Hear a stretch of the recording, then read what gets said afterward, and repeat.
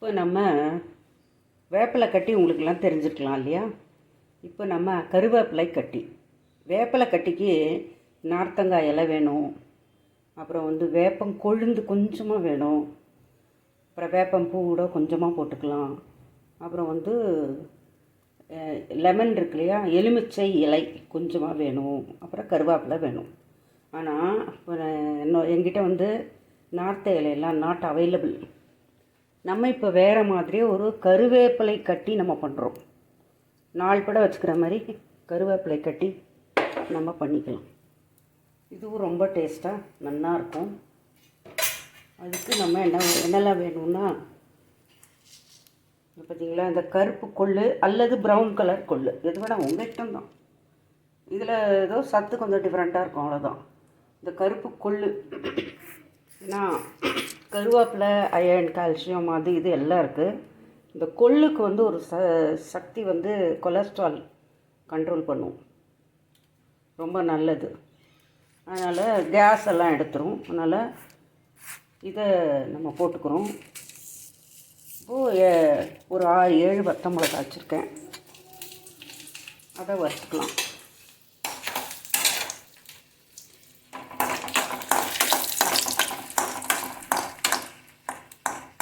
இன்னும் லைட்டாக வறுத்து எடுத்து வச்சுக்கலாம். இப்போ நல்லெண்ணெய் விட்டுருக்கேன். நல்லெண்ணெய் இப்போ 4 படம் வச்சுக்கிற பொருள்லாம் நல்லெண்ணெய் விட்டால் கிடவே ஒரு சிக்கு நாத்தெல்லாம் வராது. ஒரு 3 மாதம் வச்சுக்கணும் அப்படின்னா. ஸோ இப்போது கொள்ளு ஒரு 2 ஸ்பூன் கொள்ளு போட்டு வறுத்துக்கலாம். இல்லை 3 ஸ்பூன் வேணாலும் படப்படான்னு வெடிக்கும் கொள்ளு.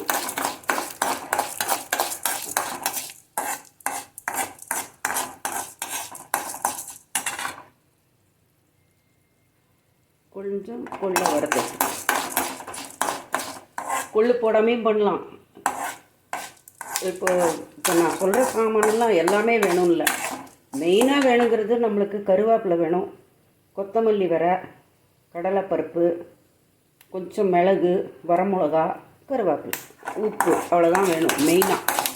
இதெல்லாம் கொஞ்சம் நம்மளோட ஒரு டேஸ்ட்டுக்கும் சத்து இம்ப்ரூவ் பண்ணுறதுக்கு தான் நம்ம இதெல்லாம் கொஞ்சம் ஆட் பண்ணுறோம். இது ரொம்ப மெயின்னு சொல்ல முடியாது நான். ஓகேயா? சில சமயம் இப்போ கொள்ளு இல்லாமல் இருக்கும், நீங்கள் அதை பற்றி கேர் பண்ண வேண்டாம். இது பாட்டுக்கு கருவேப்பிலை எடுத்து நம்ம மித்த சாமானெல்லாம் போட்டு பண்ணுங்க. ஒன்றும் இல்லைன்னா ஒன்றும் ஆகிடாது. ரொம்ப பர்டிகுலராக ஐயோ இது இல்லையே அது இல்லையே அப்படிலாம் கவலைப்படமாங்க. சில பேர்லாம் பாவம் ரொம்ப பர்ஃபெக்டாக, இது ரொம்ப முக்கியம் அப்படிலாம் நினைப்பாங்க. அப்படிலாம் கிடையாது. இது நம்ம சும்மா நம்ம சாய்ஸ் தான்.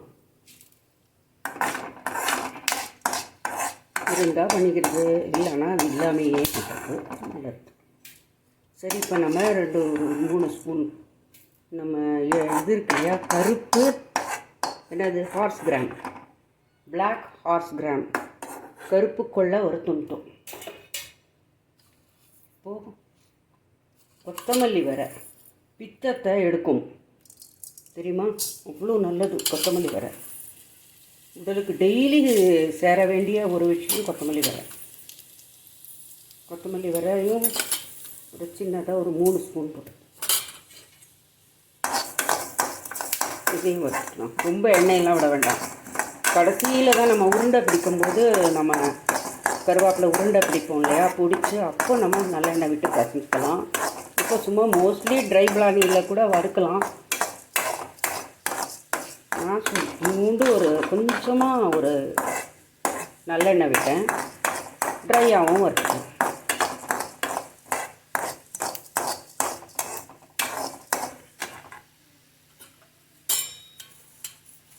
இதோடையே நீங்கள் 2 ஸ்பூன் கடலைப்பருப்பு,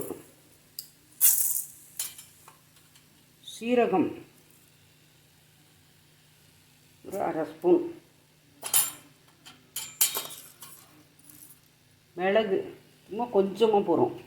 ஏன்னா இது ப்ரெக்னென்ட் லேடிஸ் கூட சாப்பிட்ற மாதிரி இருக்கணும். ஆனால் ரொம்ப மிளகெல்லாம் ஓவராக போட வேண்டாம். ஆனால் நீங்கள் இந்த ப்ரெக்னென்ட் லேடிஸோ இல்லை ஆஃப்டர் டெலிவரி சாப்பிட்றதா இருந்தால் நீங்கள் என்ன பண்ணணும், இந்த மாதிரி மிளகா போடக்கூடாது, இந்த ரெட் சில்லிஸ் போடக்கூடாது. நீங்கள் என்ன பண்ணணும், வெறும் மிளகு கொஞ்சமாக போட்டு காரம் இல்லாமல் கேர்ஃபுல்லாக பண்ணணும்.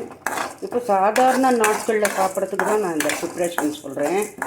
இந்த ப்ரெக்னென்ட் லேடிஸ் அதுக்கப்புறம் ஆஃப்டர் டெலிவரினா நீங்கள் வந்து கொஞ்சம் மிளகு மட்டும் போட்டு பண்ணிக்கோங்க. ரெட் சில்லிஸ் அதிகம் வேண்டாம். கொஞ்சம் ஆஃப்டர் டெலிவரி ஆகட்டும், பால் குடிக்க 6 மாதத்துக்கு கொஞ்சம் பத்தியமாக சாப்பிட்டா தான் நல்லது. இந்த காலத்தில் அது சொல்ல மாட்டாங்க, எல்லாத்தையுமே சாப்பிடுங்கம்மாங்க. ஏன்னா குழந்தை திடீர்னு அழறது அப்படின்னு காரணம் தெரியாமல் நம்மளுக்கு ஃபோன் பண்ணி கேட்குறாங்க. ஸோ என்ன பண்ணும், பத்தியமாக சாப்பிட்டா இந்த பிரச்சனை இல்லை, குழந்தைக்கு கேஸ் எல்லாம் வராது. கேர்ஃபுல்லாக இருக்கும், அவ்வளோதான். நான் பச்சை கொஞ்சம் தான் உங்களுக்கு என்னாச்சு, சில சமயம் காது வலிக்கும், குழந்தைக்கு வயிற்று வலிக்கும், வயிறு பொறுமும், இதெல்லாம் தெரியாது நிறைய பேருக்கு. அதை எப்படி கண்டுபிடிக்கிறதுன்னு தெரியல இந்த காலத்தில். ஸோ அவள் பயந்துட்டு ஓடி போய் டாக்டர் அப்பாயின்மெண்ட் வாங்குவாங்க. இப்போ இந்த மாதிரி பத்தியமாக சாப்பிட்டிங்கன்னா ஓரளவுக்கு பத்தியமாக சாப்பிட்டு வெத்தலை மஸ்ட்டு நல்லா வெத்தலை போட்டு வெத்தலை சாரை மட்டும் பிழிஞ்சு அது அப்படியே வெத்தலை சாரை குடிச்சிக்கிட்டு இருந்தீங்கன்னா குழந்தைக்கு சளி பிடிக்காது, வயிறு பொறுமாது. நல்ல சீரகமும் இதுவும் மட்டும், சீரகம் மிளகு இது 2 மட்டும் போட்டு நல்லா பத்திய சாப்பாடு போட்டு கொஞ்சம் செவக்க வறுத்துட்டு கேட்க ரொம்ப சின்னதாக ஆச்சுனால சரியாக வறுப்படல பாருங்க.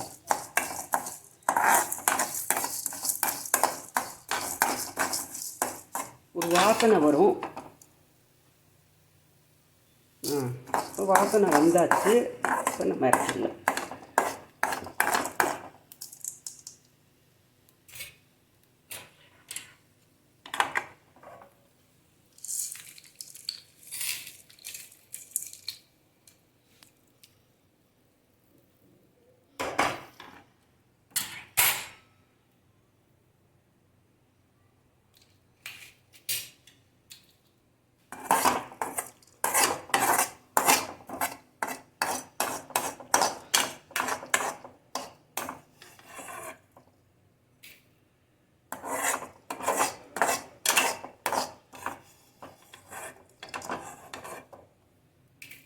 இதே காலி பாயில் என்ன பண்ணலாம்னா கருவேப்பிலையை வறுத்துக்கலாம். இதுக்கு எதுவும் விட வேண்டாம்.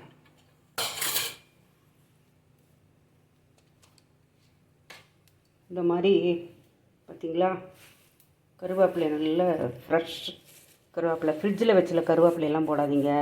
ஃப்ரெஷ்ஷாக இது பண்ணால் அலம்பிட்டு நல்லா துண்டில் தொடச்சி வடிகட்டி பக்காவாக நல்லா காஞ்சிடுது பார்த்திங்களா. இந்த மாதிரி வச்சுக்கணும் பத்திரமா. இதை வெறும் பால்னியில், சூட்டு பால்னியில் போட்டு வறுத்துக்கலாம். தினம் இந்த கருவேப்பிலையை போட்டு சமையலில் போட்டு தயவுசெய்து தூக்கி எறிஞ்சிடாதீங்க. இந்த மாதிரி ஒரு உருண்டாய் பண்ணி வச்சுட்டேன்னா சமையலுக்கும் போட்டுக்கலாம்.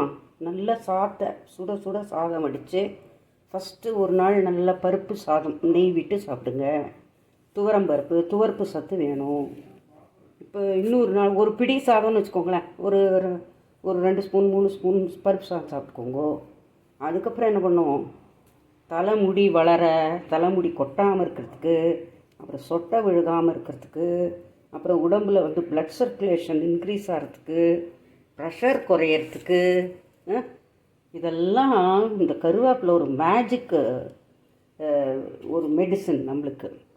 எவ்வளோ ஒரு வரப்பிரசாதம் பாருங்க. பல கண்ட்ரீஸில் கருவேப்பிலையே வளராது.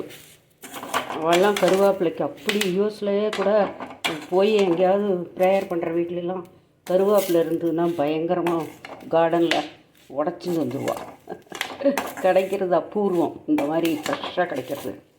ஸோ இந்த ஊர்லேருந்து நீங்கள் இப்போ ஏதோ பார்சல் அனுப்பலாம் இல்லை, இந்த மாதிரி நல்லா க்ளீனாக வேறு எதையும் கலக்காமல் ரொம்ப ஃப்ரெஷ்ஷாக நல்லா வறுத்து தண்ணி படாமல்லாம் அனுப்பிச்சிங்கன்னா ஒரு 3 மாதம் 6 மாதம் அவள் ஃப்ரிட்ஜ்லேயோ ஃப்ரீசர்லேயோ அதை ப்ரொடெக்ட் பண்ணலாம். இந்த மாதிரி பண்ணி அனுப்பலாம்.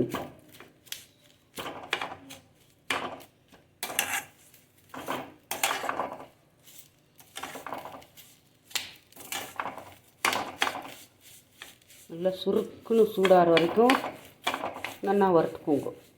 ரொம்ப கரகரான்னு ஆகணும்னு அவசியம் கிடையாது. ரொம்ப ஃப்ரெஷ்னஸ் போயிடும் இல்லையா, நல்லா ஓரளவுக்கு பிடிக்கும். அப்புறம் எடுக்கிறது கூட இந்த ஊறுகாய் மாதிரி தான் எடுக்கணும். கையால் எல்லாம் தொடக்கூடாது. கையில் தொட்டிங்கன்னா ஒரு பொருள் நம்மளோட வேர்வையோட இதில் இதெல்லாம் இருக்கும், அதனால் அதெல்லாம் கெட்டு போயிடும். நல்லா ஸ்பூன், ட்ரை ஸ்பூனில் தான் எடுத்து பழகணும். ஊறுகாய், இந்த மாதிரி பொடி வகைகள், இல்லைன்னா இந்த வேப்பிலை கட்டி இதெல்லாம். இப்போ இதே நீங்கள் வேப்பிலை கட்டிங்கிறது வேறு ஒன்றும் கிடையாது. இப்போ நம்ம இதெல்லாம் வறுத்துருக்கோம் இல்லையோ, இதே மாதிரி வறுத்து இந்த வேப்பிலையோட என்னெல்லாம் இலை போடணுன்னா, நார்த்தங்காய் இலை. அதில் வந்து சென்டரில் ஒரு நார் இருக்கும். நார்த்தங்காயிலே கொஞ்சம் திக்காக அப்படி இருக்கும், ரஃப்பாக இருக்கும். அதோட சென்டரில் இருக்கிற நரம்பை நீக்கிட்டு அதே மாதிரி எலுமிச்சம் இலை கொஞ்சமாக போட்டுக்கணும். எலுமிச்சை இலை, நார்த்தங்காயில், கருவேப்பிலை, அப்புறம் கொழுந்தாக கொஞ்சமாக ஒரு வேப்பிலை. கொழுந்து தான், விரிசெல்லாம் போட்டுறாதீங்க, ரொம்ப கசந்துடும். அப்புறம் யாரும் சாப்பிட மாட்டா. அதனால்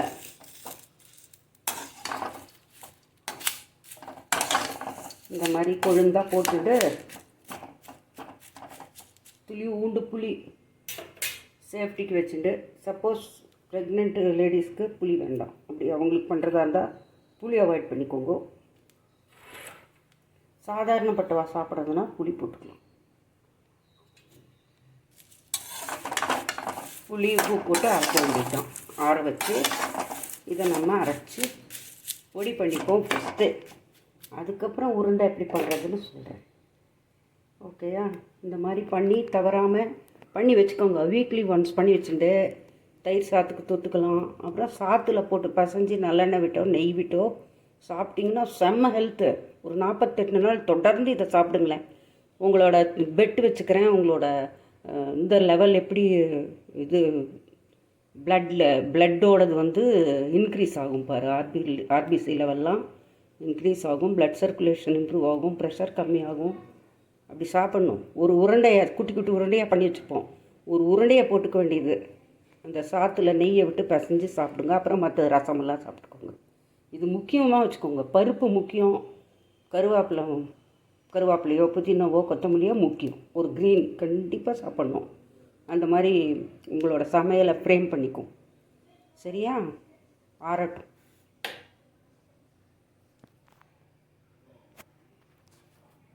இப்போ நம்ம வறுத்து வச்சது இருக்குது, ஆடின்னு இருக்கு. இது கருப்பு கொள்ளு, black, what is this, horse gram, red chilies and coriander seeds and chana dal and jeerag.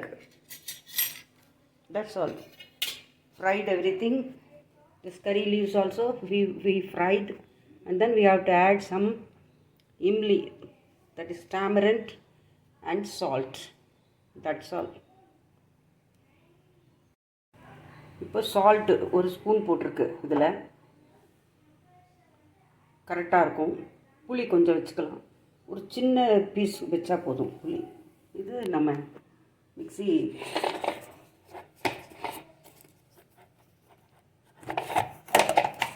மிக்சியில் போட்டோம். இதை அரைச்சிட்டு வந்துடலாம்.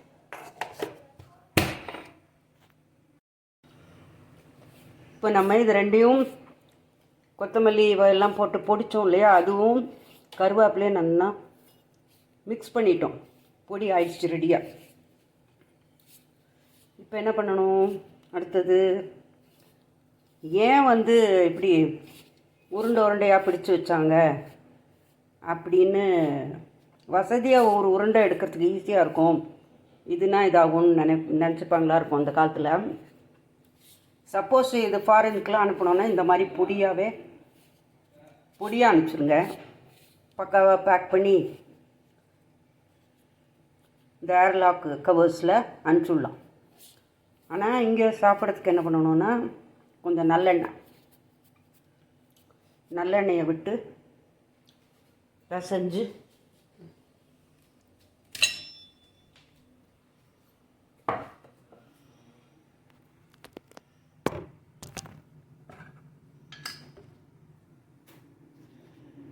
இப்போ இவ்வளோ கண்டு இருக்குது நம்ம போட்டதில். இப்போ நல்லெண்ணெயாக சொட்டு விட்டுக்கணும்.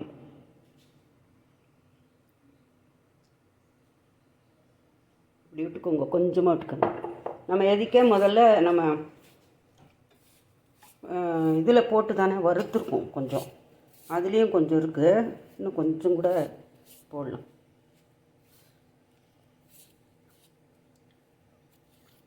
வேப்பிலை கட்டி மாதிரி இது கருவேப்பிலை கட்டி.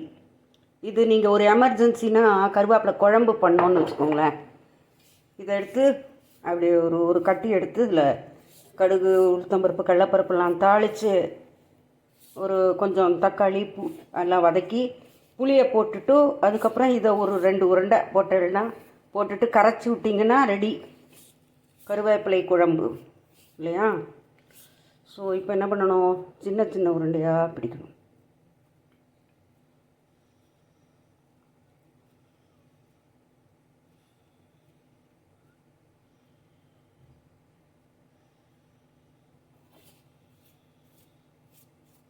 இதோ இந்த மாதிரி ஒரு உருண்டை வச்சுக்கோங்க.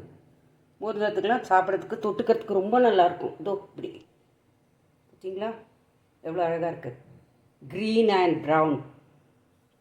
இது நல்லா ஒரு 10 days 15 days கூட வரும். இந்த கொள்ளெல்லாம் தேவையில்லை, அது போட வேண்டாம் அப்படின்னா இது இன்னும் கூட ஒரு 3 மாதம் வச்சுக்கலாம் ஃப்ரிட்ஜில். நம்ம இன்னும் கொஞ்சம் எண்ணெய் விட்டுக்கிறதுனாலும் விட்டுக்கோங்க.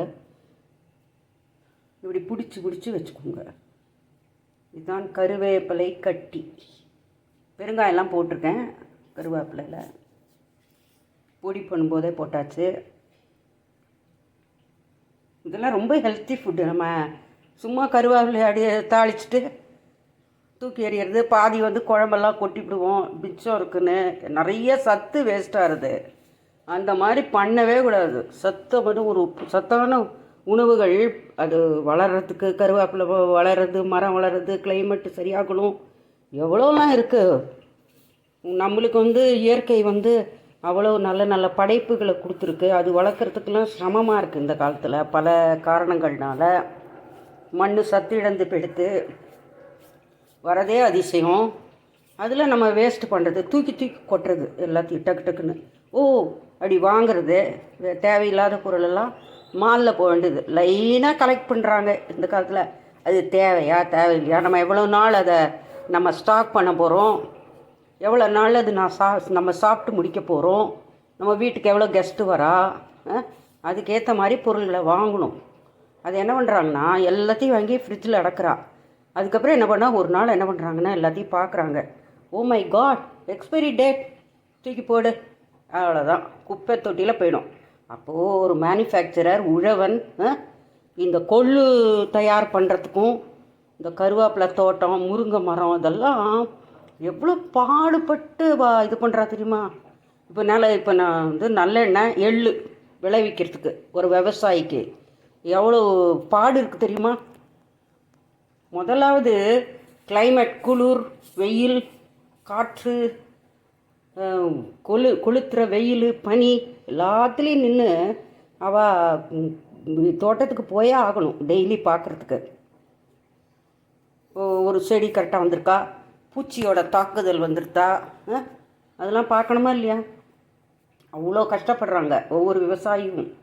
நம்ம அவளுக்கு பக்கத்தில் விவசாயி யாரையா பார்த்தா கடவுள் மாதிரி வணங்கணும். விவசாயி சேத்துல போய் இவ்வளோ கஷ்டப்பட்டு பாடுபட்டு இந்த தானி குப்பையை வழித்து போட்டுண்டு எவ்வளோலாம் இது பண்ணுறாங்க. ஒரு எளிமையான வாழ்க்கை. நீங்கள் போய் பாருங்களேன்னா கோடியாக சின்ன வசதியான வாழ்க்கையாக வாழறாங்க. மோஸ்ட்லி பாவம் ஏதோ இந்த காலத்தில் படித்து பசங்க வந்ததுனால கொஞ்சம் பரவாயில்ல, இல்லைன்னா ரொம்ப சஃபரிங். பணம்லாம் கிடையவே கிடையாது, வாட்டியில் இருக்கவே இருக்காது விவசாயிகள்கிட்ட. ரொம்ப பெரிய பெரிய பண்ணை வச்சுருக்கவங்க ஓரளவுக்கு இருக்கும். அதுவும் இந்த டிரான்ஸ்போர்ட் ப்ராப்ளம், அப்புறம் தக்காளியெலாம் ஒட்டுக்கா விளைஞ்சதுன்னா காசே கிடைக்காது பாவம். ஏன்னா ஸ்டோர் பண்ணுறதுக்கு இப்போது எவ்வளோ விஷயம் கோடியாக செலவு பண்ணுறாங்க.